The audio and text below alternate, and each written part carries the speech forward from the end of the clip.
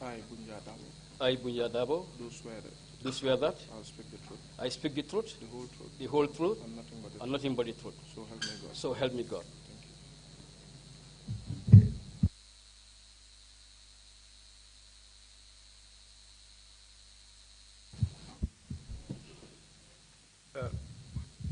Good afternoon, Mr. DARBOE. Welcome to the TRRC. My name is Esa Fao. I'll be leading you in presenting your evidence on behalf of the commissioners. Thank you, sir. Prior to or during your interviews, you had been informed that it is an offense to lie before the TRRC, and the Commission expects that the testimony you would give would be truthful, as you have just undertaken to do. So without further ado, we would start, and please allow for about 3 seconds between our speeches so that we do not have any overlap, which would create a problem for the interpreters. Okay, sir. If in the event that you do not understand the question that I ask, please ask me to either repeat it or to explain it or to reformulate it. You understand? Okay, sir. Thank you. So what are your full names, Mr. DARBOE? BUNJA DARBOE. What is your date of birth? 18th November 1968. Where were you born? Actually, in reality, I was born in Kiangyataba. But when I was going to Muslim high school, my father made my birth certificate and put Farabanta there. But in reality, I was born in Kiangyataba. So in your papers, what you have there is Farabanta, yes. That's right. So where did you go to school, primary school? Farabanta Primary School.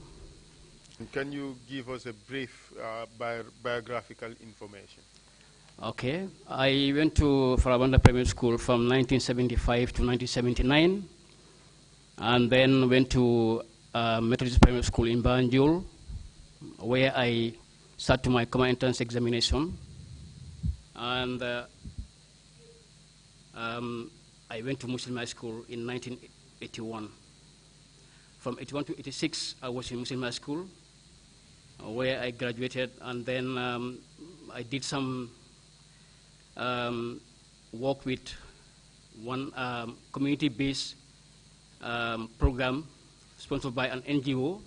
It was a voluntary program for 2 years, and then from there, that was from 1987 to 1989, and I went back home to Farabanta, and I started to do some farming. Then in 1991, I joined the Gambian National Gendarmerie. We were the first batch of the Turkish training team that came to the Gambia in that year. And I passed out as one of the best graduating recruits. And then from there, we also did the officer cadet selection examination, in which I came out second. And I was later, when we passed out completely, I was posted to the military police unit under the Gendarmerie at that time, headed by the former President Yahya Jammeh. And then I served there for a few months, and then I was redeployed to the training school as an assistant instructor, helping one of the Turkish instructors to train the next batch of recruits. I was there until the end of 1992, when I was sent to Turkey for further training. I first went to the Turkish Grand Forces Language School, where I studied the Turkish language. And from there, this was in Istanbul, and from there I proceeded to Ankara, where I did the officer training in one school called Govrijenlik. When I graduated from there... Could you kindly repeat that name so that we can have it properly in the record? It's a Turkish word, Govrijenlik. Could you spell that for the record? Yes, it's G-O-V-I-N-C-I...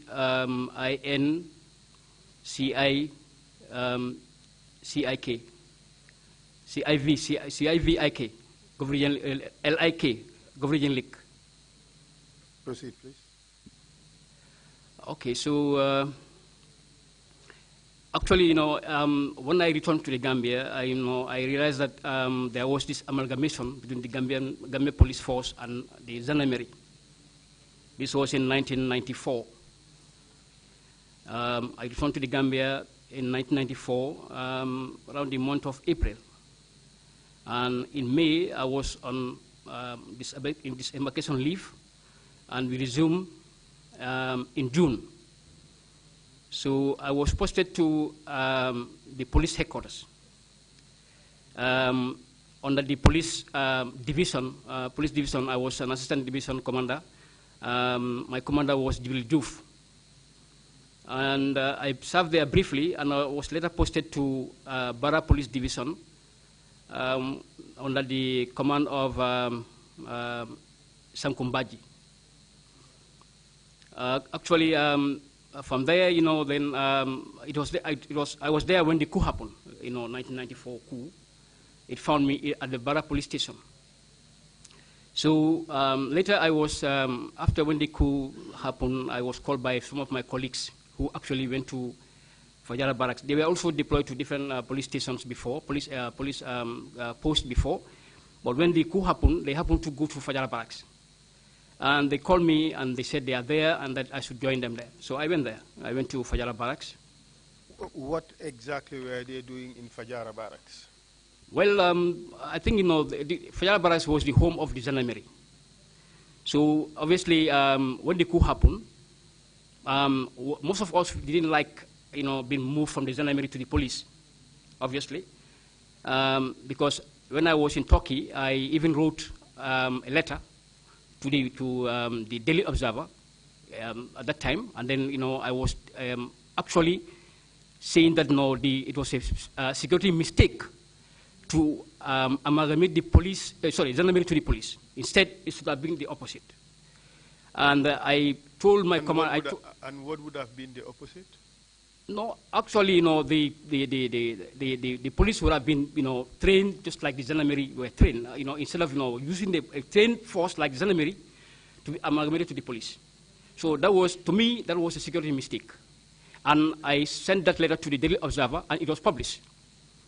So when I came from Turkey, I received a letter of reprimand that I was not going to be promoted because of that action, and also some letters that I wrote to the commander of the technical support group at that time, requesting for him to send our allowances in Turkey because we have been there for 6 months without allowances.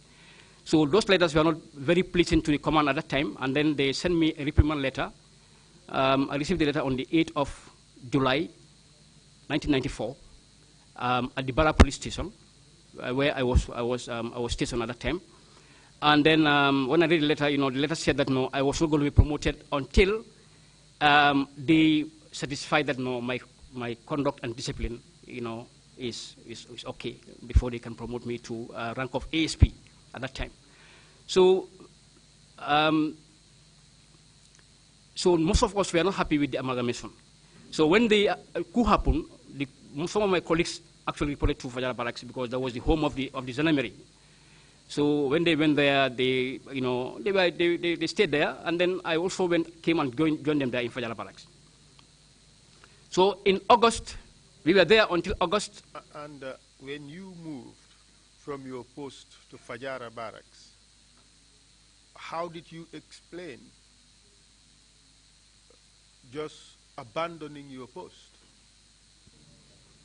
Well, there was a coup, so there was no law and order at that time. So it was not like abandoning a post. We returned to our home, where we know, best. That's Fajara Barracks. Nobody questioned you for abandoning your post? Nobody. Nobody challenged you? Nobody challenged. So it was a state of do whatever you want? Not necessarily, but, it was a time, it was a period where, there was a lot of uncertainty, there was a coup, and then, things were not in order at that time.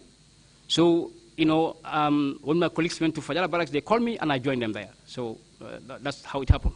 So your own move and that of your colleagues back to Fajara Barracks was never challenged by any authority? No, never. Proceed, please. So I was in Fajara Barracks until August, around the 19th of August. But let me ask this question. When you went back to Fajara Barracks, yes, the home of the gendarmerie, yeah, from July 22nd to the August date that you mentioned, yes, what were you doing? Yeah, we were given various appointments. I was given an appointment. I was actually responsible for. I was made as an admin officer responsible for feeding and also the fuel allocation at that time, the fuel dump at Fajara Barracks. So that was my responsibility at that time. For which entity? Actually those vehicles that are supposed to be coming to get fuel, and also the troops in Fajara Barracks for their feeding. For which security outfit? For the Fajara Barracks, the tactical support group at that time. Okay, proceed. Yes, so I was posted to Farafenye Barracks, with some other officers, and that was where I was there until 1996. But what were you posted as? As still police or tactical support group or what? No, right now, I'm no longer, in the police. I'm no longer in the tactical support group. I'm now part of the armed forces. We have been absorbed into the Gambia National Army. Could you tell us at what stage were you absorbed into the Gambia National Army, and what was the process? Yes, when we went to Fajara Barracks, that was the time when our administrative bits of our amalgamation to, our inclusion into the Gambia Army happened, at the Army headquarters. So the list was sent there, and then, they put us in the general list of members of the armed forces. Members of the Gambia National Army at that time. Was it voluntary? Did you have an option to choose whether you wanted to serve in the army, in the tactical support group, or in the police? Those who wanted to serve in the police force, and they are part of the gendarmerie, they remain in the police force. They remain there. They didn't come to Fajara Barracks. They remained to where they were posted. But those of us who really don't want to be serving as the police, we went to Fajara Barracks, and then we remained there until when we have been listed into the members of the Gambia Armed Forces. Gambia National Army at that time. Sorry. Okay, so you were posted to Farafenye. Farafenye. Can you pick it up from there, please? Okay, I was posted to Farafenye, and then I was there. I held different appointments. Platoon commander. Then later I was posted to Kudang Barracks as the camp commander. Then from there to Basse, and then back to Farafenye. And in 1996, I briefly served as. 1996, I was still in Farafenye as a platoon commander again, and then I was posted to the Army headquarters as the public relations officer. As the what? Public relations officer. PRO. Yes, sir. And for how long did you remain in this post? I remained in that post and also as logistic officer at the same time until 1998 when I went to Nigeria to do a course at the Infantry Center and School in Nigeria. That was 1998. Perhaps you could allow him to make adjustments to the mic. Okay. And what was the name of this course? The course was Young Officers Course. And when did you return to the Gambia? I returned to the Gambia in the same 1998 after finishing the course. And where were you posted? To Union Barracks. For how long?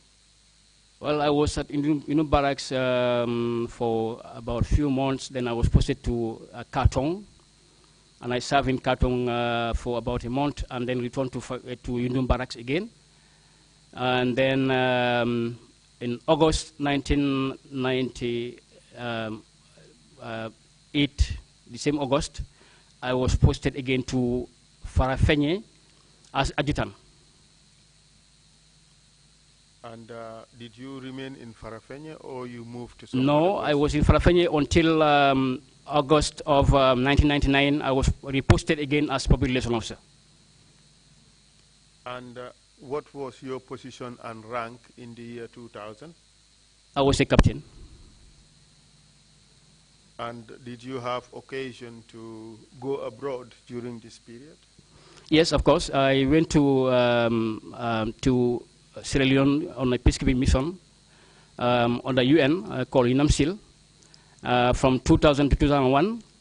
And when I returned from that mission, I was sent to Nigeria again to go to the Command and Staff College to do the Command and Staff course. That was in 2001 for about 6 months. And what did you do when you returned? Yeah, when I returned, I returned again, to my previous position as the public relations officer. And also I have an additional appointment as a brigade major. What does that mean, brigade major?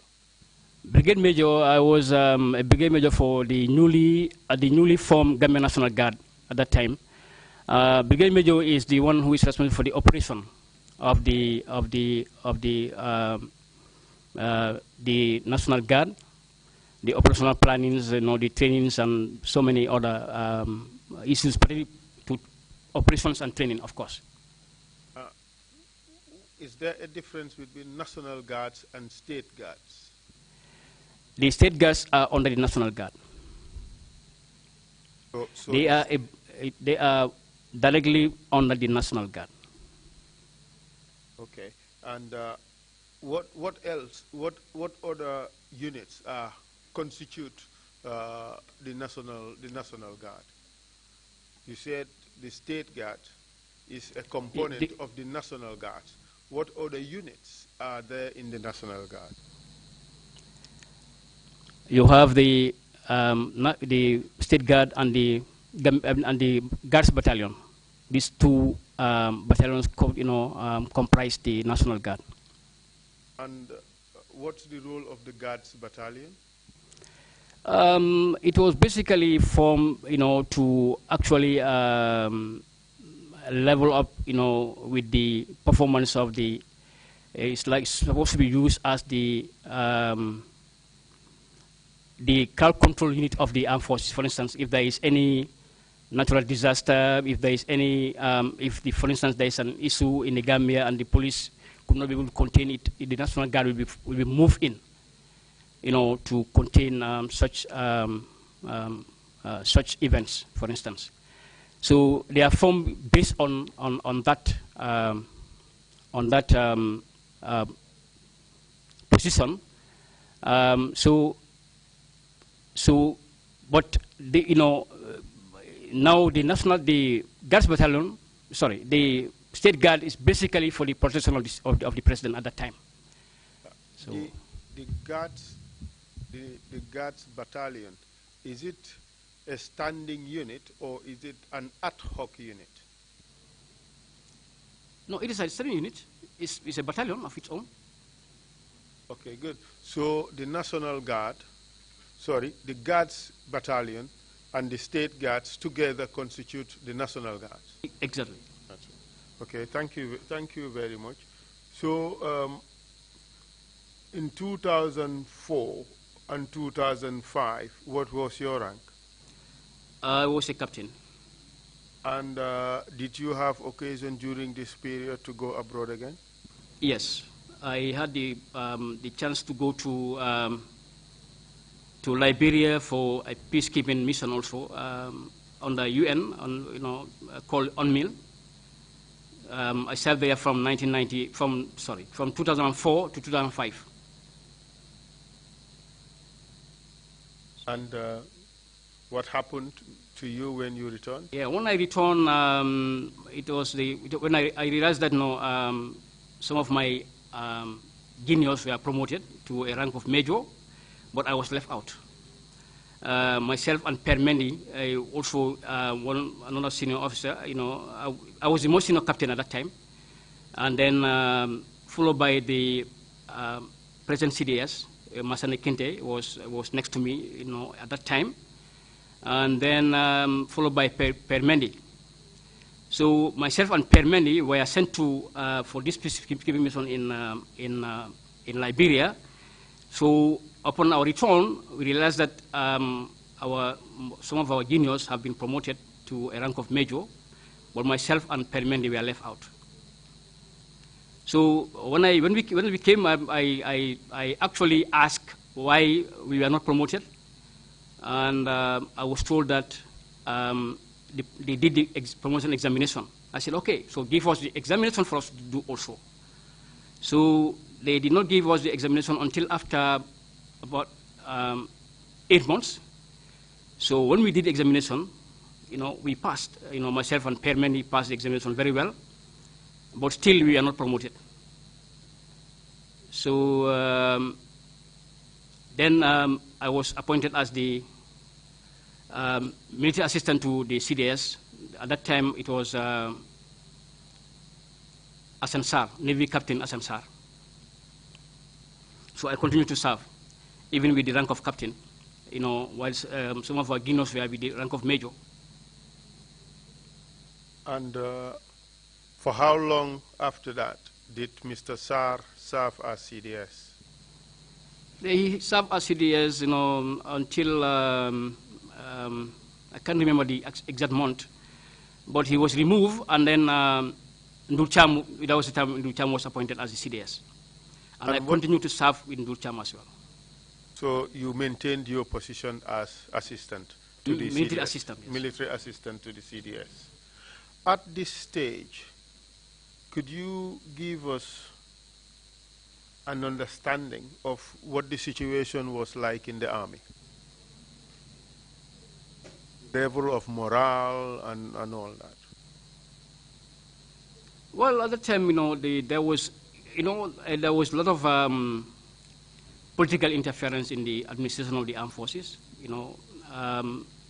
So many in terms of recruitment, in terms of promotions also. Actually, my lack of promotion, I came to believe that was due to my refusal to go to Kanilai to work on Yajame's farm. I was one time, asked to go to report at Fajara Barracks, and from there, we were supposed to go to Kanilai to go and work on Yajame's farm. But I said no, I was not going because I believed it was unlawful for me to go and work on on a farm. That does not belong to me or to my father. So as a result, I believe that was the reason why my promotion was not done. That was why, some of my juniors were promoted over me.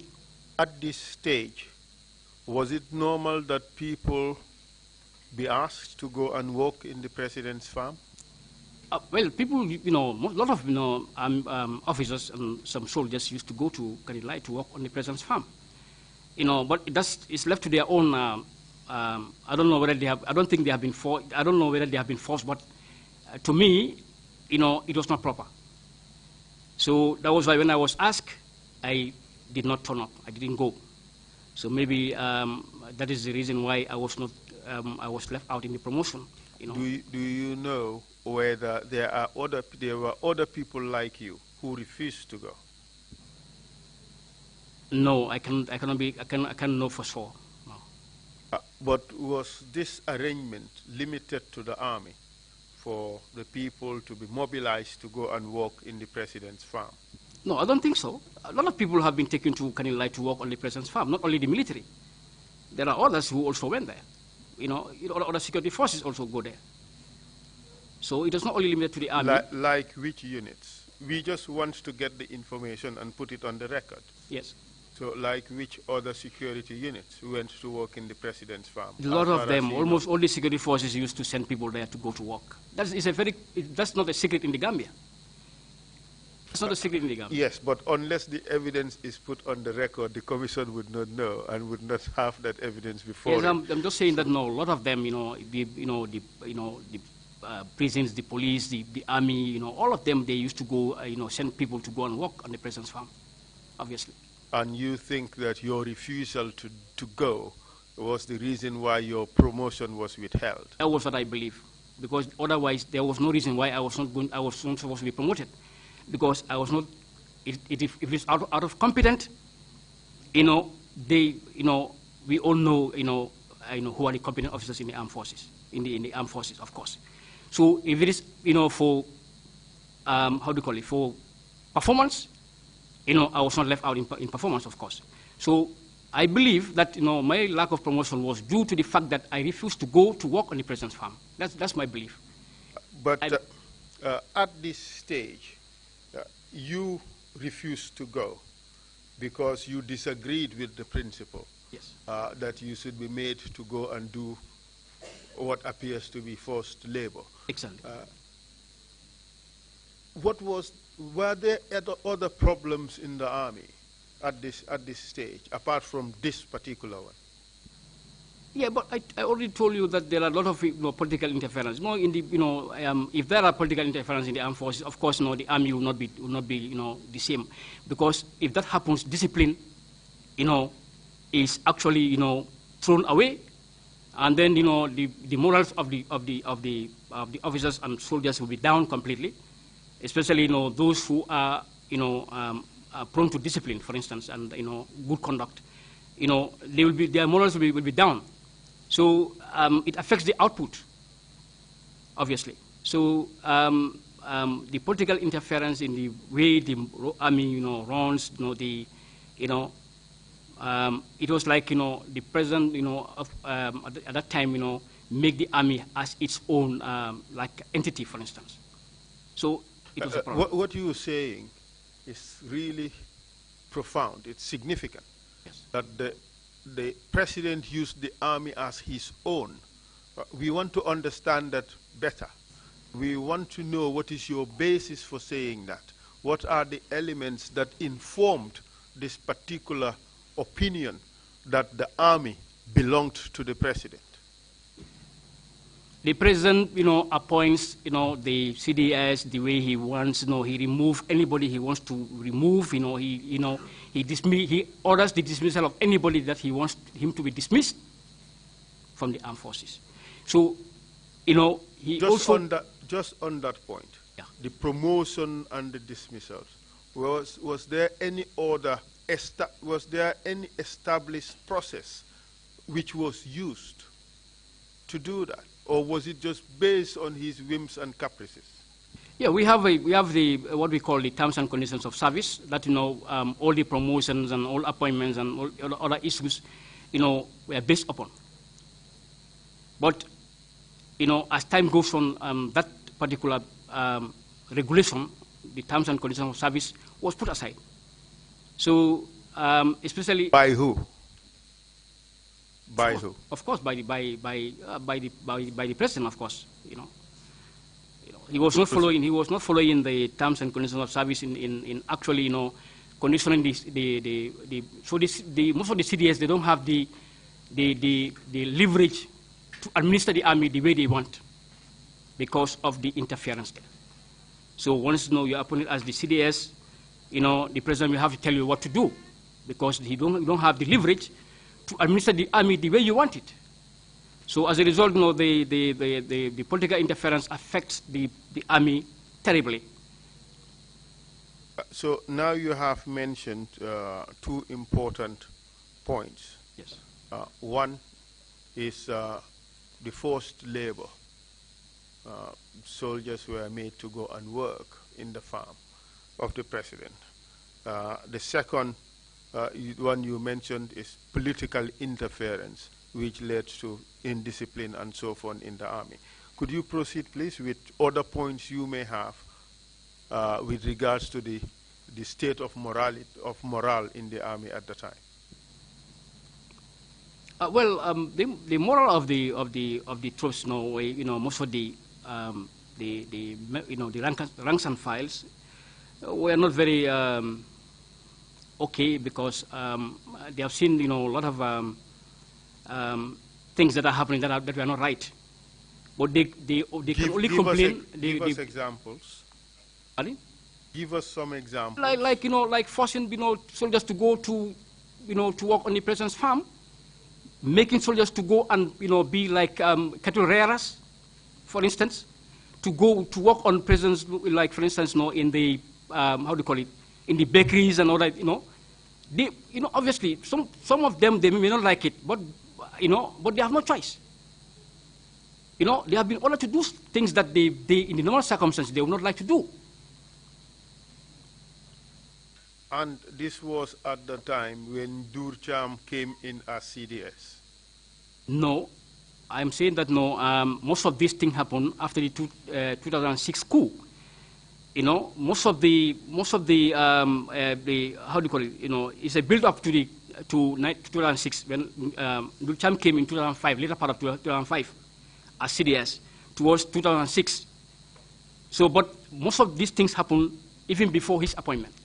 This is precisely the point I am making, that as at the time Durcham was appointed CDS, these problems were still subsisting in the army. Exactly. And that was the reason why Asansal was removed. Asansal was moved out of principles, because he refused to accept something that was, put to him. Like and what was that? What was that? One general from Pakistan was brought into the Gambia here as a military advisor. Then Asansal, as a CDS, was never informed about the coming of that general and the circumstances in which he has been brought here as the military assistant or military advisor. So the day the general was supposed to go to headquarters to meet Asansal, he was only called that the general is coming to meet you. So Asansal also, refused to go and meet the general, when the general was being given a quarter guard. It was Lanto Montamba who actually went to receive the general. Then he was the deputy CDS. And then when the general came to Asansal's office, then I was the MA. I was there. I was inside the, the room.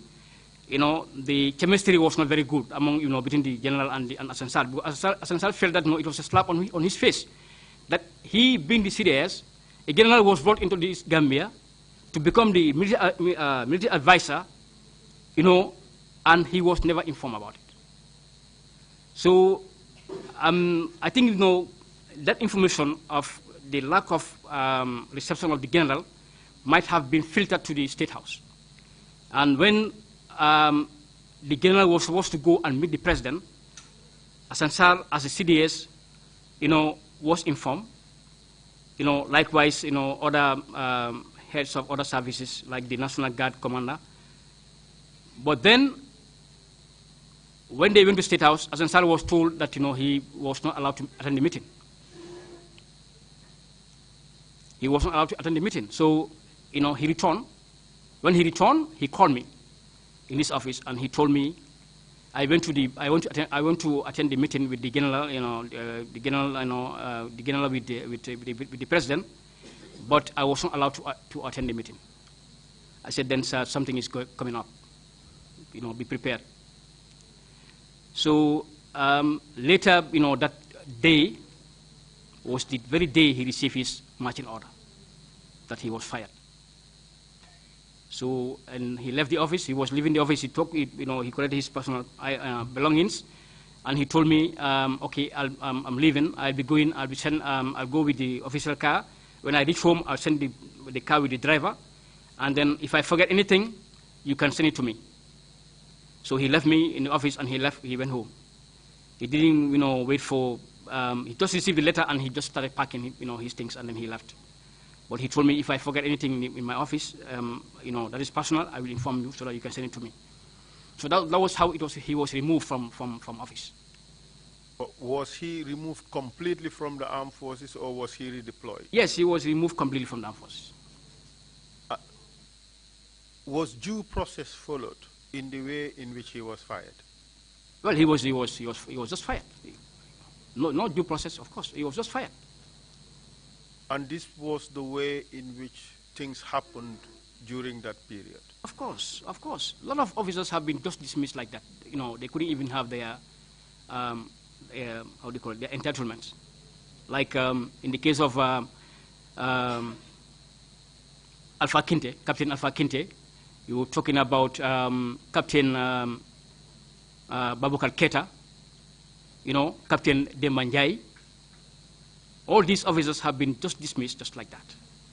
You know, Alpha Kinte and Demanjai, plus Second and Dulcham. Even Second and Dulcham were supposed to be dismissed. It was through the intervention of Babukar Jatta that they were actually saved.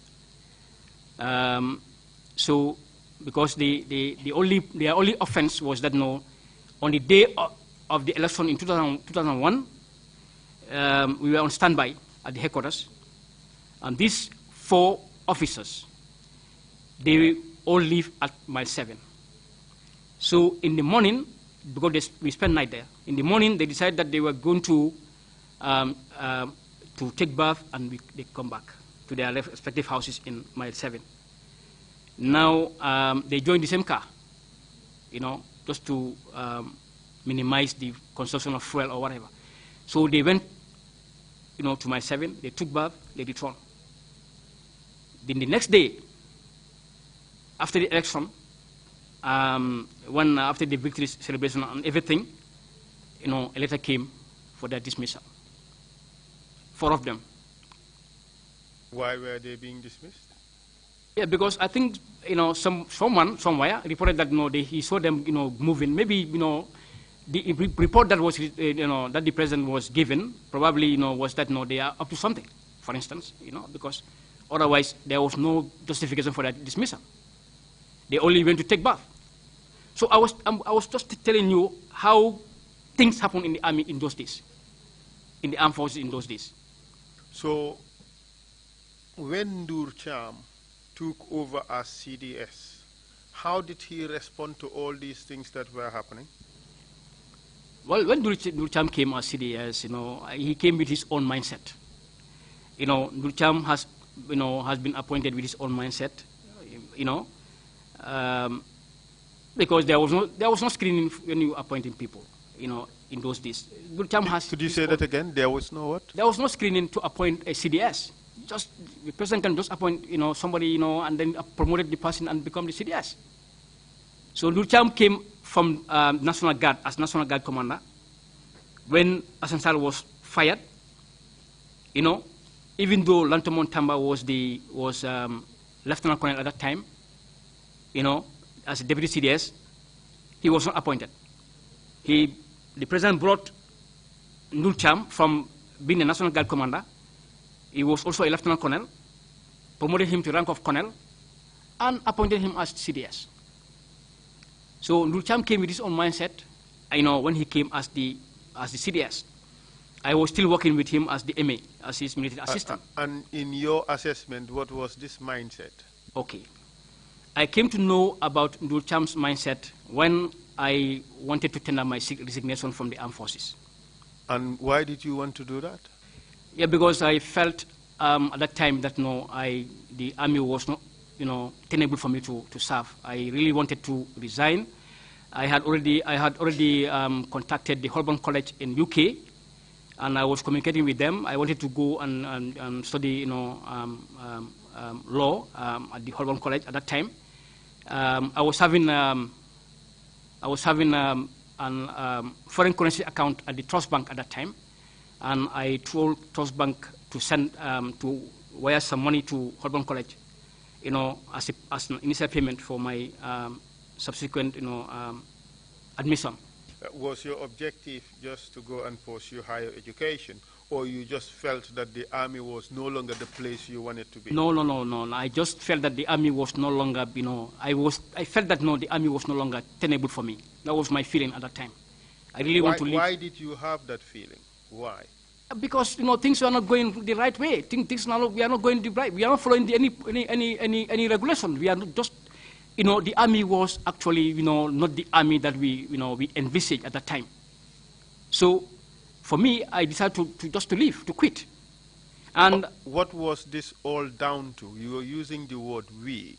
Was it down to the soldiers, or was it above the soldiers? The problem. Where did the malaise lie? Anybody who is loyal to the Gambia and the people of the Gambia as a soldier wouldn't actually appreciate what was happening. Maybe only those who were loyal to the former president, and his cohorts, maybe those ones, would definitely, like the status quo at that time. But people who are actually, very sincere, and, they really want to serve, this nation, they knew at that time that things were not right. So you said Nur Cham came with his mindset. Exactly. And you are so disgruntled. You wanted to leave. Exactly. So you had a discussion with Nur Cham. No, I wrote a resignation. I wanted to tender my resignation through him as the CDS. It was that time. It was when I tendered the resignation letter to him, asked him that no, I really want to leave, and I want him to pass it on. So he told me that why would I want to leave? I gave him my reasons. He said, no, you don't have to leave. The army needs competent people like you, the officers like you. You have been very competent, and we need people like you here. So he told me, look, let me tell you one dictum. If a tooth pains you, the only thing you can do is to remove that tooth. So I asked him what is the meaning of that. He said, look, if at all you are disgruntled because of only one person in a country, the only thing to do is to remove that particular person. That particular person is the cause of the problem in the Gambia. We have to remove the person. So he came with that mindset. What was he telling you? In plain terms? Yeah, in a nutshell, he was telling me that no, we have to plan to overthrow Yahya Jammeh from power because he was the only problem in the Gambia. To him, Yahya Jammeh was the only problem. Once Yahya Jammeh is removed from the Gambia, the problem is solved. So you're telling us that Nur Cham, in spite of his elevation, yes, even over Langtombong Tamba and giving the lofty position of CDS, yeah, his objective at that point was to remove Yahya Jammeh from power. Exactly. Because he thought that Yahya Jammeh was the stumbling block, he was the problem in the Gambia. That's exactly what you're telling us. Exactly. And proceed with that conversation. Explain what happened afterwards. Yes, I was adamant to leave, but he decided to, throw my resignation in my presence and said, no, I'm not going to forward this. He refused to forward my resignation letter, and he told me, just go and let's walk, towards this objective that I just mentioned to you. So I went back to my office. Let's speak in plain terms. What exactly did you understand him to mean? Yeah, just to plan to overthrow the government. That's all. That was what I meant. What he meant by that. So that's what you agreed with him. No, initially no. But as time goes on, I realized that a lot of issues are happening, and then he was having a lot of consultations. I traveled with him to Nyami in Niger, and then I realized that he has a lot of connections. He was communicating with people. He is trying to give support, obviously, So when we came back from support from where or from who? Yeah, support from his counterparts, particularly in Senegal, because we had a meeting with one colonel in Senegal also, who also wanted to give support to Nur Cham. On our way to Nyami, we stayed in Senegal, and then we had a meeting with that particular colonel. I cannot remember the name of the colonel as of now. It's all right. You can withhold the name, even if you know. Please do withhold the name. Yes. Because this is sensitive issues. But that colonel gave support. That's what you suggest. Yes. Yes. Okay. And then you proceeded to Niamey. Yes, to Niamey, and then we returned to the Gambia, and then obviously, you know, he started to plan the coup in advance, you know. So you believe, your belief at the time was that he was getting some form of international support for his enterprise, for his plan to overthrow Yahya Jammeh? That was my belief, yes. Okay. How about internally? Yeah, internally also, you know, he was getting a lot of support from some officers in the Gambia here. You know, at one point he told me that, you know, almost all the senior officers, you know, were behind the coup, and that, you know, nothing can stop it. He was very confident about the coup, very, very confident, of course. In your discussions with Ndur Cham, did he give you any other reasons why a coup had to happen, apart from the point that Yahya Jammeh was the problem for the Gambia? Of course, you know, there are many other reasons, you know, that, you know, he mentioned, you know, including, you know, wrongful dismissals, you know, the lack of how do you call it, freedom in the Gambia, for instance. You know, people are not free to, you know, to say what they want. You know, so many issues, you know, we discuss, of course. Yes, we want to know what these issues are. I mean, some may be very obvious, but we want the witness testifying to bring out the information. So tell us as many of these reasons that you can remember. Yes, like, you know, there was no freedom of speech, there was no freedom, people were, you know, suppressed, you know, the army was politicized, you know, some few military officers, you know, were only, you know, are used, you know, as, how do you call it, as the talks of Yahya Jammeh, you know, some officers, you know. Tell us more about that. Yes. Who were these officers who were used as dogs of Yahya Jammeh, as far as you officers in the army know at the time? Yeah, a lot of them, you know, especially, you know, these junglers and, you know, they call them black, some call them, you know, many names, of course. You know, some of them were officers, of course, you know, and they have been used by Yahya Jammeh, you know, against the armed forces, against other people. So it was very obvious.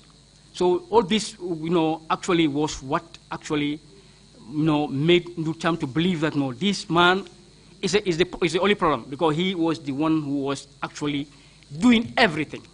He was ordering everything, for instance. All right. Let's try to get this. Let's try to get everything, all the elements you raised. You said this man was trying to do everything. Means he was the alpha and the omega. Would you say that is true? Of course. So he was basically a dictator, pretty much. That's what you're suggesting. Exactly. Okay. And besides that, you're saying that there was politicization of the army. Exactly. Pretty much. You talked about the work, the thuggery, the use of soldiers, the junglers, to do to carry out certain wrongful acts. Exactly. Like what wrongful acts were the junglers used for at the time, as far as you can tell? They do so many things, you know. The junglers, you know, they do so many things, you know, including, you know, forceful disappearances, you know. That's an open secret in the Gambia here. Forceful disappearances. We want you to tell us about that. Yes, open forceful secret. disappearances, tortures, you know, and wrongful killings. And this was also known in the army, is that right? Pardon? This was known in the army? Of course, it was known in the army. And how was this perceived or viewed by members of the armed forces? Well, some of us, you know, we viewed it as very disgusting. You know, how can you have, you know, men in uniform, you know, behaving like that? They put on, you know, Gambian uniform, paid by the taxpayers, and they are behaving in that manner. It was very, you know, it was very, very disgusting, you know, to some of us, of course. And were all these issues you discussed with Nurcham? Of course, of course, of course. And your take is these were his reasons for wanting to overthrow Yaya Jammeh? Yes. And you just testified that he informed you that all senior members of the army supported his position. Yes, he said most of them, not all, but most of the senior officers. All right. Now let's talk about the planning for the coup. Tell us what you know about that. Yeah, the coup, actually, there was no proper planning of the coup. The coup, we had no meeting per se. There was no meeting at all. It was only Nurcham who was the center of the gravity. He was the one who was coordinating everything. And some of us were advising him that, we have to get, we have to actually, act, because the coup was planned, when the president traveled to Mauritania. That was the time when, the coup was supposed to happen. Now, actually, we wanted to actually do the operation on the very day that the president flew. But for one reason or the other, Nurcham said no. We cannot. We have to do it the next day.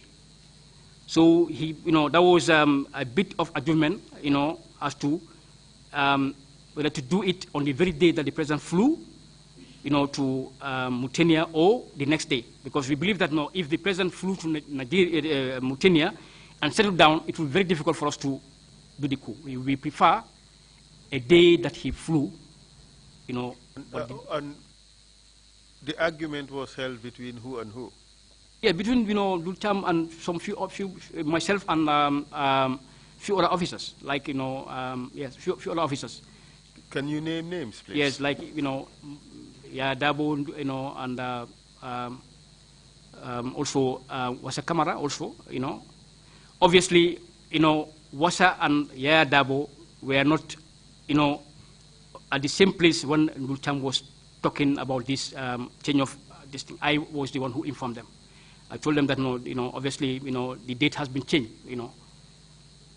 So they were not also very okay with the date, with the changing of the date. Do you remember the 21st day of March, 2006? 21st March 2006. Yes, I remember. Can you tell us what happened that day? That day, I left work, very late, and I'm referring specifically to meetings that may have taken place in Nurcham's office. Obviously, on that very day, a lot of senior officers, used to come to Nurcham's office.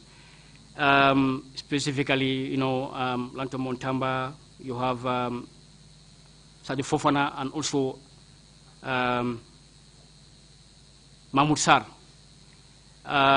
That was the D-Day of the... And who else? Yes, and Sego Sekan also, And who else? And Farin Sanyang also came there. And these people, when they came in, do you know what they discussed with Nurcham? No, they didn't come at the same time. The only people who came at the same time was Mahmoud Sarr and Sadio Fofana. The rest, they come and go, and they come. Farin came there and went. But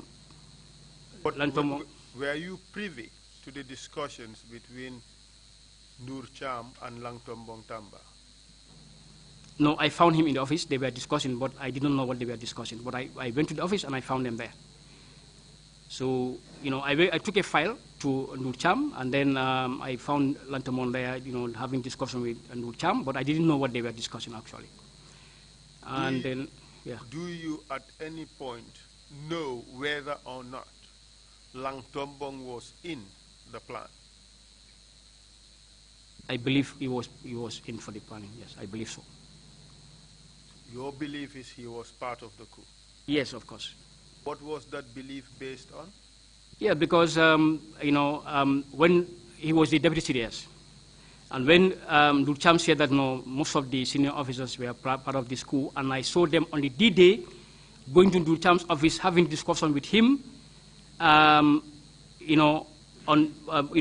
for some time. Obviously, I will obviously believe that it was about the coup. At some point, wouldn't it be normal that a CDS would have a meeting with a deputy CDS? Yes, it's normal, but not in the frequency that he has been coming to the office. So your suggestion is that they've been meeting so frequently during that period. Only 20, yes, especially only 21st, yeah. So let's get it clear. They had several meetings together on that particular date. Yes. And your belief is they must have been doing what? They must have been discussing about the coup. Of course, that's my belief, In fact, this coup d'etat or planned coup d'etat, was it a real secret in the army? A real secret? Was it, in fact, a secret in the army? Well, I would not know whether it was a secret, but, I told you that Dulcham was very confident, and then he was informing so many people about this coup. He was very confident, because I believe, he believed that, he has the support of the majority of the armed forces, members of the armed forces. That's his belief at that time. He believed that, the most of the officers and soldiers were behind him. So he was very confident, and he was, he continued informing people about this coup. Was he openly talking about it, as far as you know? To the soldiers, at least. To the soldiers, no. I have not seen him talking to I mean, to the officers. The officers? Yes, he informed so many officers. Because most of these officers, I came to know that, they know about the coup. We were informed by Dulcham. I didn't personally inform anybody, but all these officers, who happens to be, connected with this coup, were informed by him. You mentioned other officers, like Sadio Fofana, Mahmoud Sarr, Sekan, and Faring Sanyang. Do you know whether all these individuals agreed to the coup, to the plot? I wouldn't know whether they agree with the, with the plot, but I know that they have been meeting Dulcham on the very day that the coup was supposed to happen. Do you know what was their purpose of meeting him? No, I wouldn't know, because actually, I cannot be able to tell that. But they have been, these officers have been frequently coming to Dulcham's office and going and coming. Obviously, it's a common sense judgment that obviously the reason why they have been coming there so frequently was because of something. They cannot just be coming there frequently just like that. It was not normal. And you being the military assistant, what was your common sense judgment? Normally, they should have passed through my office in the normal circumstances. Anybody who wants to see the CDS should have passed through my office. But on these occasions, they just pass my office and they go to his office. They bypass you? Yes, exactly. But in the normal circumstances, if you want to see the CDS, you have to pass through the MA. Because it's the MA who's supposed to clear you, to inform the CDS that so-and-so wants to see you. But on these occasions, except Farin Sanyang, all the rest, they just go and come out of CDS office. They never pass through my office. But on this particular day, you knew that that was D-Day. That was the day planned for the coup. Yes. Can you tell us what happened subsequently, after all these meetings in the office? Yeah, Dulcham eventually left the office, and then he said, he'll be back, but I didn't see him until the close of the day. During this period, did you have a meeting with anybody? Yes. In relation to what was to happen? Yes, there is this Corporal Gay, who actually, came to see Dulcham. Actually, he met Dulcham, and then Dulcham was going out, and he told me, discuss with Corporal Gay. So I asked him about what? He said about the vehicles. So I asked Dulcham, when Dulcham left, I asked Corporal Gay what have you discussed with Nurcham about the vehicle? He said, no, he didn't tell me anything about the vehicle. So I was confused. I didn't know why, was Kopul Gay telling me that Nurcham did not inform him about anything. So I left the office. I went to my own office and I called Nurcham. I couldn't get him, but I got his oddly. And I told him that I want to speak to Nurcham.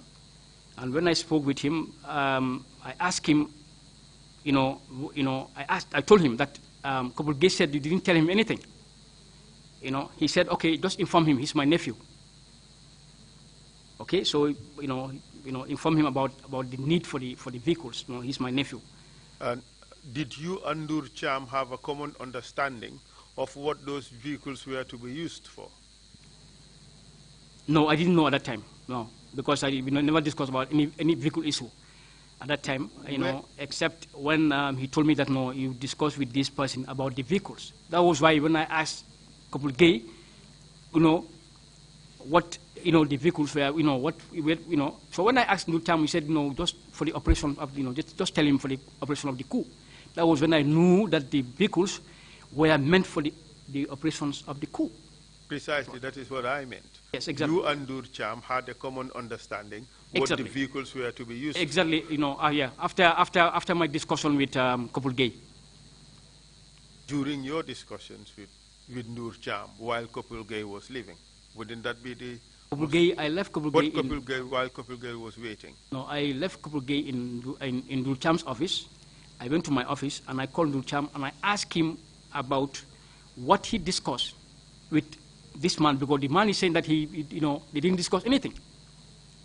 And that was the time when he told me that go and tell him about the vehicle, and tell him that we need the vehicle for this particular operation. And I that's the time when I actually before I even dropped the phone, that's the time Sekan and Sekou Sekan and Salud Dem entered the office, and they also came to ask me about the timings for the planned coup.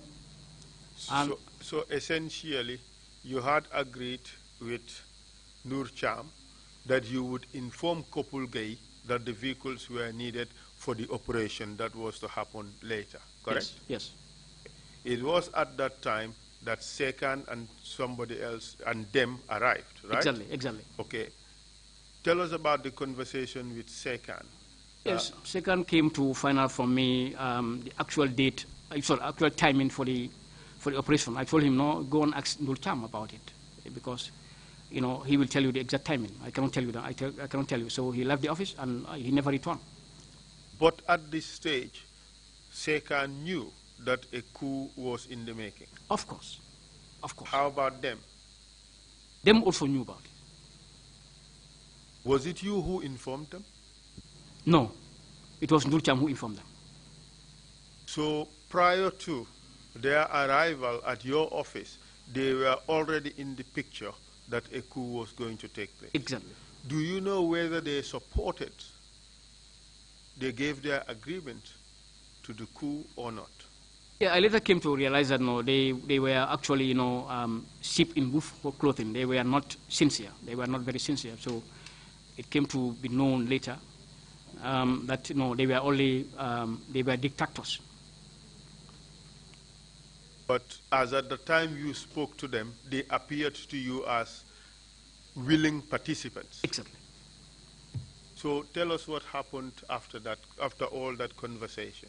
Yes, after all that conversation, I waited for Nurcham in the office. He never returned, and that was the time. It was closing time already. After 5 o'clock, I just packed my things and I went to my residence in opposite Federal Barracks, where I was living at that time.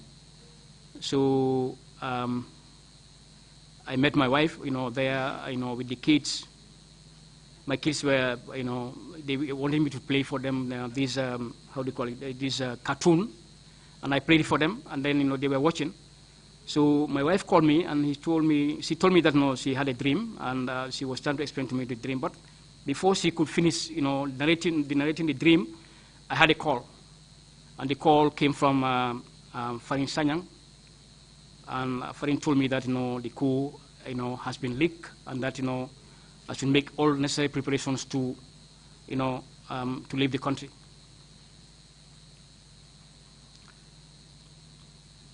And then what did you do as a result? No, I actually, I started to, think, very fast, but at the end of the day, I decided that, no, I was going nowhere, I was going to stay here, and then I will face the consequences of whatever happened. And what, in your head, in your mind, what was it that you had done wrong at that time? Well, we plan to, dislocate, a government, a head of state.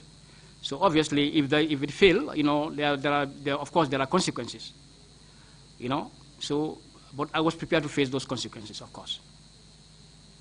And what in your head were those consequences? Yeah, it could be, I could be killed. Yeah, I could be, at worst, I could be killed.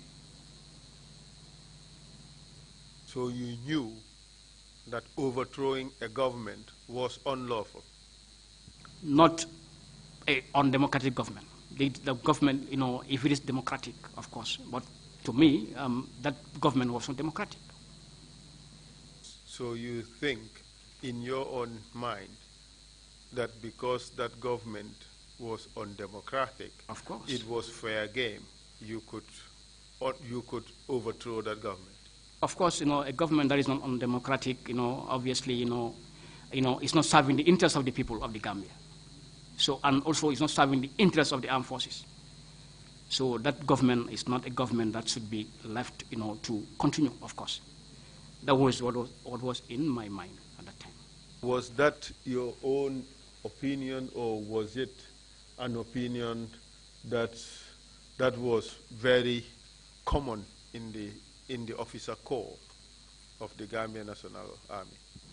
Well, I think, that must have been the opinion of all those who took part in the 2006 coup. I cannot say for certain, all other officers what was in their opinion, but that was the greater opinion of most of the people who took part in the coup. In that time, wasn't that government lawfully elected in office? There were no free and fair elections in the Gambia at that time. So, the elections were a farce. So, because you think those elections were a farce, as a soldier, you had the obligation to want to dislocate that government? Well, if peaceful means fail, obviously, other means have to be taken, because including unlawful means. Including unlawful means. Yes, you can obviously change something unlawful with something unlawful, and then later things can be put into their right perspectives. But obviously, things in the Gambia were very, very bad. So if peaceful means to dislocate a government, like elections fail because of rigging the elections all the time, people have been suppressed, no freedom of speech, people no freedom of assembly, people were completely subjugated. Obviously, something has to be done, and if the people cannot be able to rise up, the men in uniform should have to rise up to actually complement that urge that the people were having. So you think it was your moral, or was it legal obligation? It was a moral obligation for me, not a legal obligation, but a moral obligation to actually take out a government that was not for the interest of the government people. So you think it was proper, under the circumstances, to use unlawful means to dislodge a government that was lawful? That was unlawful. And what is your basis? Just hear the question. Okay. Just hear the question. What was your basis for the conclusion that that government was unlawful? The government itself, Jammeh's government itself, came unlawfully because they also overthrew a government. In fact, they overthrew an democratically elected government in the Gambia. Very democratic. So They promised the Gambian people that they were going to stay here for two years. But they betrayed the Gambian people's trust. They remain, in power. And then, he started to rule the people with iron fist, with grandeur. People were, suppressed, subjugated. The name of Yahya Jammeh could not be mentioned in public because of fear. So, if at all, the means to dislocate the government through peaceful means like elections fail, for how many years? People have been going to the polls, but they never get rid of this man.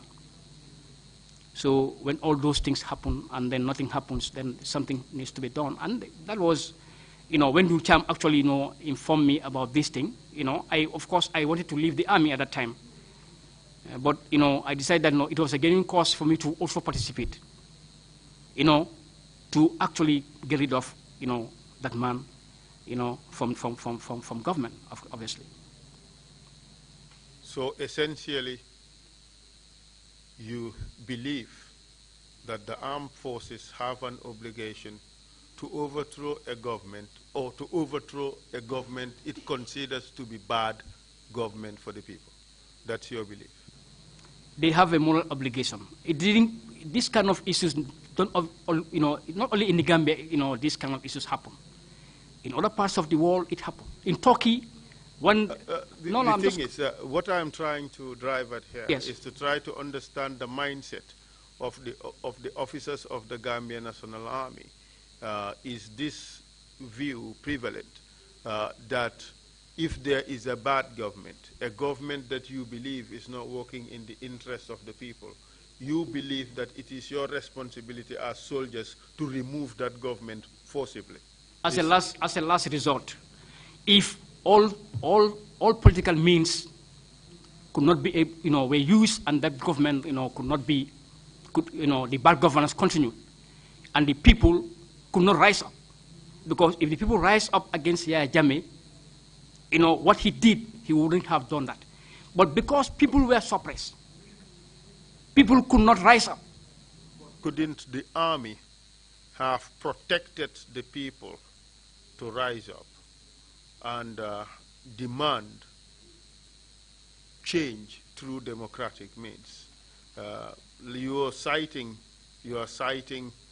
examples from abroad, yes. But we have also seen the Arab Spring, for instance, where civilians rise up and the army refused to be used as tools, to quash or to crush the legitimate aspirations of the people. That is lawful. We've seen it in Egypt, we've seen it in Algeria, we've seen it in Tunisia. But your belief is that the army itself must get up and change that government by unlawful means. That's your belief, right? You already mentioned that when the people rise, the army, rise alongside the people. But in the Gambia, no, I am not suggesting that the army must rise. I'm suggesting that the army must protect the people and avoid itself being used as an instrument of oppression. I agree with you perfectly that the army should not have been used as an instrument of suppression. That is, in fact, it's a big shame for me to be in this uniform. Because the armed forces... But equally, yes, the armed forces should not be involved in illegality. Well, what is illegality is contest. Is contested because if you are talking about legality, is the government in place also legal as a matter of fact. The test at the time for legality of a government is the process by which that government came into power. In 2006, the Jammeh government was instituted after an election. Against the will of the people. But what is your basis for saying that it was against the will of the people? It was against the will of the people because when they came, when they overthrew the government. Okay, I don't want us to continue to have a back and forth on what is pretty much a red herring. But what the Commission would need to know is the mindset of the officer corps of the Gambia Armed Forces with regards to perpetrating illegalities like the overthrow of a government. Because if you could arrogate it to yourself, the responsibility of deciding whether a government is working in the interest of the people or not, and arrogate to yourself the responsibility to decide whether that government must stay in power or go, I think the army would have been overstepping its constitutional authority. Wouldn't you think so? Of course, of course. But that's why I said, to you that no, the army could only step in as a last resort when all political means and all peaceful means to, actually take, that bad governance out of the country fail. But, obviously. But don't you? I'm just trying to give you an example where it happened in the world. Like Turkey. Turkey, whenever there is a poor governance, for instance, the army will step in, regulate, remove the prime minister, and then I'm just coming, and then go back to the barracks and allow the civilians to choose another prime minister. Okay. It happens, In Nigeria, yes. Whenever the military wants, they step in, overthrow a civilian government, and remain in power for as long as they want and loot the nation. Yes, that also happened. So is that justification that we should do the same in Gambia? No. Simply because it happens elsewhere? No. What I'm saying is that, no, it's very clear, the army can only, step in as a last resort. That's what I'm saying. The army should not step in at all. Okay. Because the army should respect the law and not take the law in its own hands. You agree? Well, that is not my take anyway. All right. So we proceed. You decided at the time that the Jammeh government was so rotten, it had to be removed from power. Exactly. So at this stage, you went home and Faring rang you on the phone and informed you that this enterprise has been leaked. Exactly. And you made the calculation and you decided to stay and face the music. Exactly. Tell us what you did after that. Yeah, so I left my residence at Fajara Barracks, and I was going to Lameng, to the house of my in-laws. There, I had my other wife there. So when I arrived there, before I arrived there, Sekan called me on the phone. Sekou Sekan, he called me on the phone, and he was inquiring about my position, my location. Being a very trusted, colleague of mine, at that time, we were batch mates, we trained together. And we trained together, we went to Turkey together, we returned together, and, so we are very close. He was one of my closest colleagues. And when he called me, and he was inquiring about my location, and I didn't hesitate to tell him where I was. I told him I'm already along the Caraba Avenue, so he asked me, where are you going? So when he asked that question, I began to get suspicious, and I asked him, but why are you calling me on a land phone? And then he said, no, I'm calling you from a secure phone. And then I said, okay, I'm going to Lameng. So then he said, okay. Then he also asked me about the proposed meeting, and then I told him, no, there was no meeting at all, no meeting at all. So I proceeded to Lameng. So as soon as I arrived in Lameng, around 8 o'clock. My wife actually brought the dinner for me at about 8:30. And then before I could eat anything, the soldiers came. It was my the younger sister of my mother-in-law who came and informed me that some soldiers are asking for you. So I decided to go out to meet them, but as I walk through the corridor, I met Nuha Baji. He was already having a rifle, and then he just pointed the rifle at me, at my, just at my throat, and said, move. Do you know to which unit Nuha Baji belonged at this stage? Yeah, Nuha Baji works at the State Guard, but he's also part of these junglers. At that time, did you know that Nuha Baji was part of the junglers? Yes, I know. How did you feel when already you knew that you were involved in planning a coup d'etat, and suddenly the junglers arrived at your home? Yeah, at that time, I just zero my mind. What is going to happen, let it happen. I just zero my mind. I was prepared. I said before that I was prepared for anything. So if they come for me, so they would take me, of course. I didn't resist, So I came out, and then I met Malafi Kaur standing outside in the yard. Again, who is this Malafi Kaur? Malafi Kaur also was working at the State Guard, and also, was part of the junglers also. And who was senior in rank? Malafi was the senior at that time.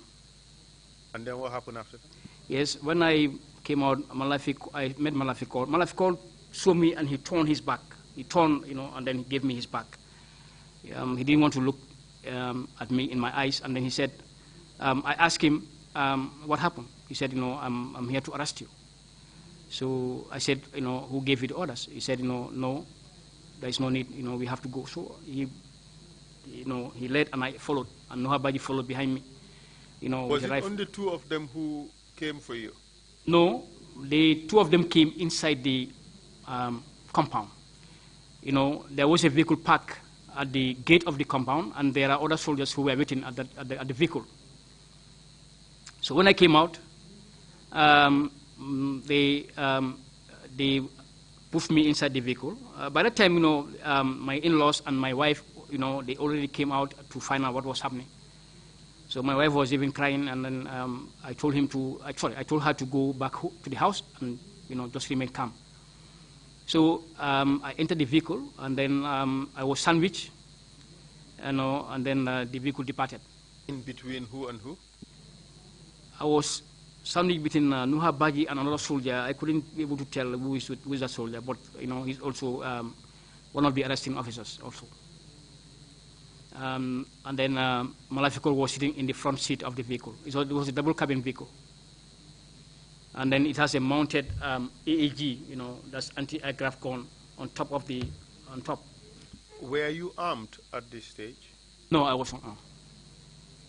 Were you armed while you were in the house? No, I wasn't armed. Proceed, please. So actually, when I entered the vehicle turned, and then they headed towards the airport. I didn't know where they were taking me, but I just remained calm. And then when we arrived at the airport junction, we met another guy, Borakoli, at the junction there. What was his rank at the time? Borakoli, I believe he was a 002, warrant officer class 2 at that time. And to which unit did he belong? He was also working at the State Guard, and also one of the junglers. So your arresting team, they were all junglers? I presume so. The ones I know, they are all junglers. The ones I don't know, I cannot say for sure whether they are junglers. But these three people, they are all part of the junglers. Proceed, please. So we met him at the airport junction, and then when we stopped, the vehicle stopped, and then he told Malafi Kaur that he cannot proceed. He couldn't, there were, an ambush laid, at Union Barracks. So then the vehicle turned again towards Banjul, towards the, the direction of Lameng. Then we passed Lameng, and then, So I was taken straight to Mile 2. Can you tell us what happened when you arrived at Mile 2, the reception and how you were processed? Yes, when I arrived at Mile 2, I was received by they were the one who escorted me, of course, up to the admin office there. There's a conference hall there, and then I was admitted, there in the conference hall by one officer called, I forgot the actual name, but the surname is Tiana. He was Tiana. Gambian or non-Gambian? He's a Gambian. Proceed, please. Tiana is a prison officer. A prison officer, who actually, received me over there, and then most of my personal effects, like my rings, my silver ring, my watch, the wallet, and there was a small this thing, juju in my pocket, and they took everything from me. And also I was just wearing a civil dress, so they took those things, and then I was when they took all those things from me, I asked for them to help me to a phone to call my family. So to my surprise, it was Malafi Kaur who gave me his phone. And I called my wife, and I told my wife where I was. And I also told, her to inform my brother, to also inform my other family members, including my other wife, that I'm at mile 2. I've been brought to mile 2. So when I finished call, I returned the phone to Malafi Kaur, and I thanked him. And then, they left, and then I was escorted to the security wing of the prison. Were your details recorded in any book? Of course. That was a procedure at that time. The officer who received me would enter my details, and then I was escorted. Were you manhandled in any way during the journey from your home to the prison? No, I was not manhandled. No. Nothing was done to you? No, nothing was done to me. No.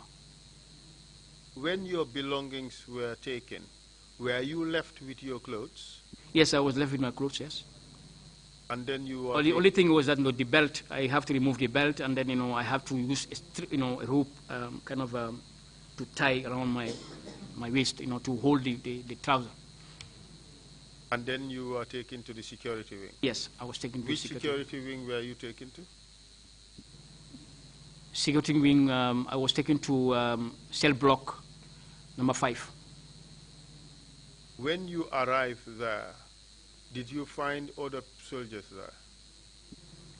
No, I couldn't remember, finding anybody. But later I came to know that Permendi was there. He was the one who was first arrested before me. He was the one who was taken there before me. Mr. Chair, it's about a minute to the break period, so I would wish to leave it at that for now. We are coming back. Yes. Okay. I thought, no. I just have to make sure that that's what it is. Thank you very much. I certainly was enjoying the exchange between counsel and the witness on who has the right to change governments. The libertarian constitutions and the declarations repose that right in the people, and seem to be implying that, and I think we've had 2 witnesses here. The mindset, thank you so much for pursuing that line, counsel. I hope it is not a mindset in the Gambia Armed Forces that that right belongs to the military and not the people. But it was a good point, some of that. I certainly was enjoying that exchange between the 2 of you. Anyway, we will take a 1-hour break, come back at 2:30, and continue the hearings. Meeting is adjourned. Thank you. da nga bëgg bagage bu baax qualité te mu ci ayib yow mi nga xamantene samp mooy sa liggéey plumbing welding gardening ak carpenter bi dem leen ngeen seeti Total Shop bi moo yore bagage yu baax qualité mu ci ayib dëgër te du la sonal yow mi koy jëfandikoo ñu am fa generators hardware and luxury power tools accessory safety product lamps bench tools measuring tools hand tools light construction equipment garden tools welding machine air tools seet si leen ñu fii ci Jimpex wala ngeen dem ca Serekunda foofu ca biir Kama Garage wala ngeen yëkkati seen téléphone jokkoo ak ñun ci number yi 788 9138 wala 795 2973 756 1212 ñun waa Total ñoo leen di jox bagage yi gën ci seeni liggéey te du ngeen ci sonn benn yoon doomi réew mu baax moo ko fi def